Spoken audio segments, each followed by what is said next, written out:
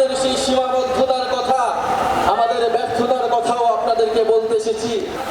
9 দফা ঘোষণা করেছিল, কিন্তু আমরা দেখেছি এই 9 দফা এই ফ্যাসিস্ট সরকারের পক্ষে বাস্তবায়ন করা সম্ভব নয়, কারণ এই ফ্যাসিস্ট সরকারই খুনের দায়ে দায়ী ছিল। ফলে বাংলাদেশের জনগণ নিজে দায়িত্ব নিয়ে নিয়েছিল, দায়িত্ব নিয়ে তারা 1 দফা ঘোষণা করেছিল ফ্যাসিবাদী ব্যবস্থার বিলোপ এবং নতুন রাজনৈতিক বন্দোবস্ত।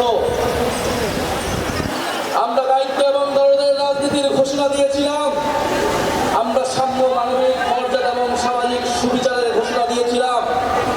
আমরা বলেছিলাম আমরা এমন একটা রাজনৈতিক বন্দোবস্ত প্রতিষ্ঠা করব যেখানে স্বৈরতন্ত্র আর কখনোই ফিরে আসতে পারবে না, যেখানে ফ্যাসিবাদ আর কখনোই ফিরে আসতে পারবে না।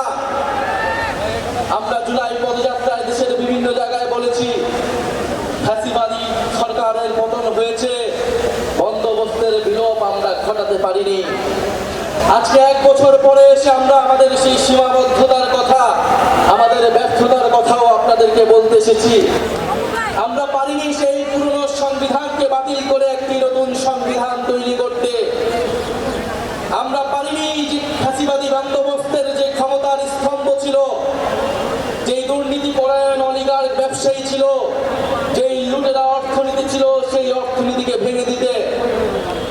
আমরা পারি নাই যেই ফ্যাসিবাদী ব্যবস্থার যে সাংস্কৃতিক ভিত্তি ছিল, গণমাধ্যম থেকে শুরু করে বিভিন্ন জায়গায় যে স্বৈরাচারের দোসররা ছিল তাদেরকে সম্পূর্ণভাবে পরাজিত করতে।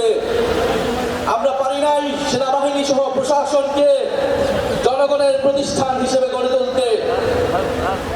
আমরা আমাদের ব্যর্থতার কথা স্বীকার করেই আজকে আবার ওই শহীদ মিনারে সমাবেত হয়েছি আমাদের ভবিষ্যৎ কর্মসূচি নির্ধারণ করতে, আমাদের ভবিষ্যৎ বাংলাদেশের জন্য শপথ নিতে। সংগ্রামী সাথী ও বন্ধুগণ, বিগত 1 বছর আগে 1 দফার ঘোষণায় আমাদের সাথে হয়তো অনেক পক্ষ ছিল, আজকে যারা নেই, আমরা আজকের দিনে তাদেরকেও স্মরণ করছি।